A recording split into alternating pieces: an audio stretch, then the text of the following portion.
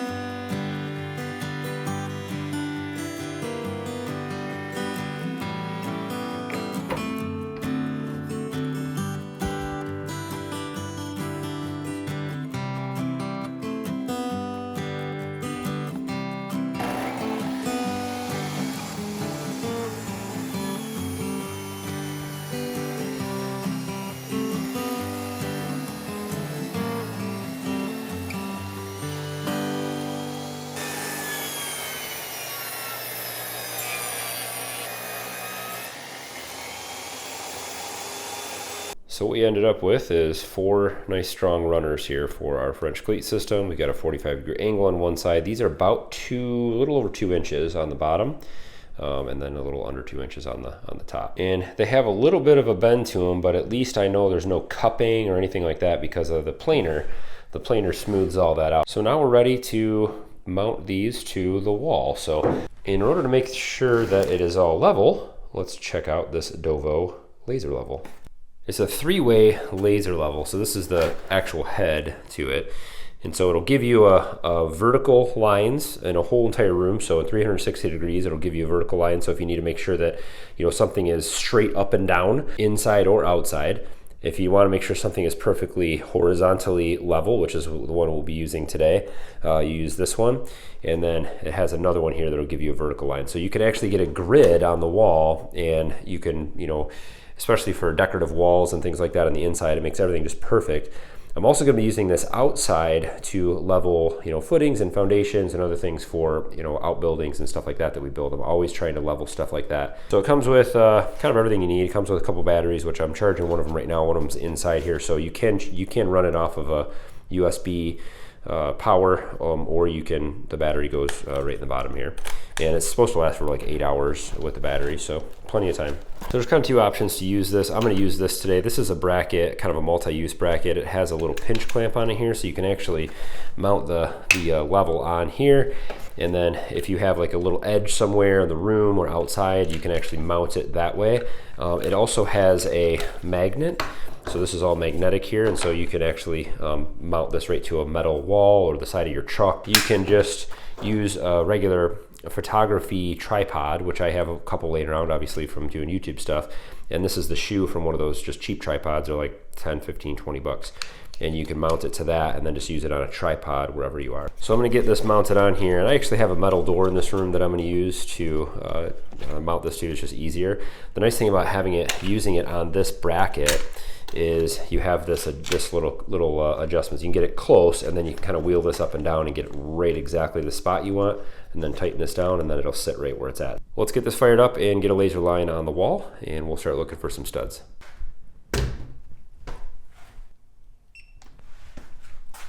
So that's our horizontal line, and you can see that it is not level at all, right? So it has an automatic level feature, so this is locked just wherever it was from the factory. So I unlocked it. Now you can see it's finding its level, and now you can see that line is much straighter. So it goes all the way around the shop on every wall. If I'm hanging anything, if I'm doing cabinets or anything like that, I can just get everything's perfectly level. All I have to do is just line it right up to that laser. So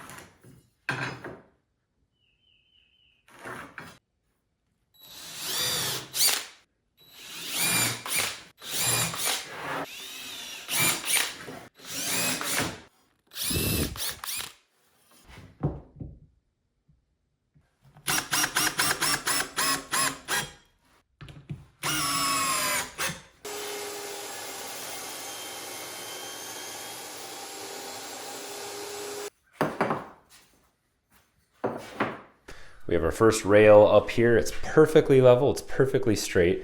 And so every one from here on out is just gonna be built on top of that. So I've made some little spacers, just cut some scrap pieces on a 45. Those will sit right in the French cleat. And I've got them on the ends and just a couple throughout. And then I'll just set my next rail right on top of that.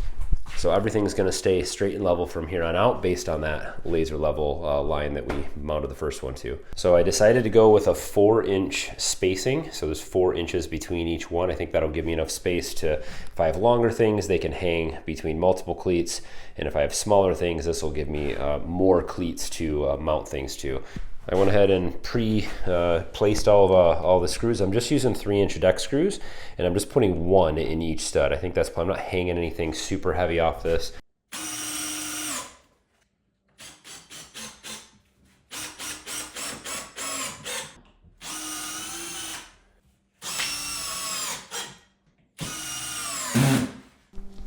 Well, if I were smarter, I would have used the vertical option here. So I could have brought that vertical line over to the end and made sure that they were perfect. I wouldn't have had to measure off the wall. Let's see how close we were.